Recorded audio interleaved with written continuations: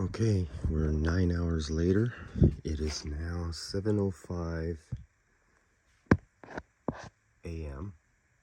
and I posted last night in the forum when I started this setup. I started a vacuum on two 50-pound tanks. So these are 50-pound tanks of refrigerant. I just shut off the vacuum pump. I'm leaving the hoses in line attached.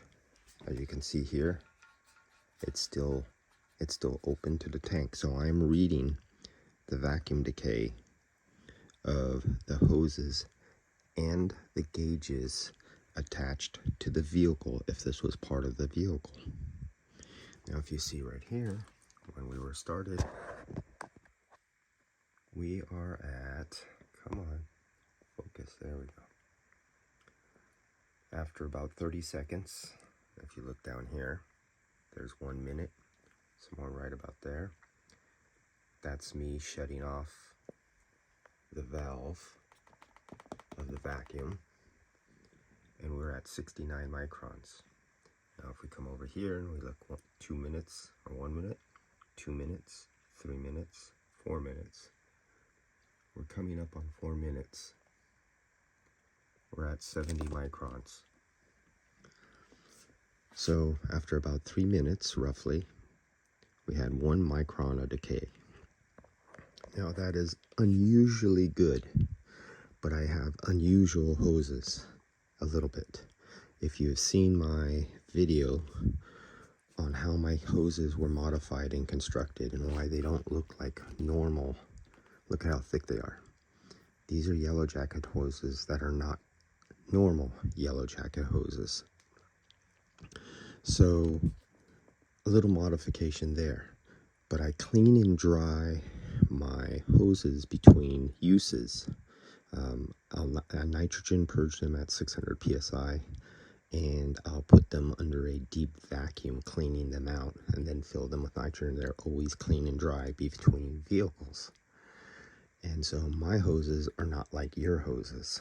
Now if I leave moisture in them, if I leave POE oil in them and leave the ends dangling out into the air and moisture saturate all that oil, I would have a problem with vacuum decay. But these are large vessels with large interior. So the little bit of vacuum decay that is happening from the hoses is being diluted out by the volume of the tank. So if I were to perform the same vacuum decay of just the hoses themselves, the micron decay would go up much higher. So these are now clean, dry tanks after 7 hours of vacuuming. But if I wanted to do this vacuum decay correctly, I would turn off, say this is your coupling you're fitting on the car, I would disconnect it, just back it out, because if you disconnect it under vacuum and your spring in your valve core in your service fitting, when you disconnect under vacuum, it could be weak and it could pull in and then allow air into the system. So you wouldn't want to do that. So now you would shut off your coupling on the other end of the car. You would have this and you would read your vacuum decay. And we're down at 71 microns. And that is just using this setup here with the 1/4 inch, 3/4 inch silicone high vacuum hose. Still using yellow jacket hoses, not cheap eBay, Harbor Freight, or Alibaba, or Amazon hoses. I've done videos on those hoses and shown how bad they are. Yellow jacket is the way to go, and that's how this works.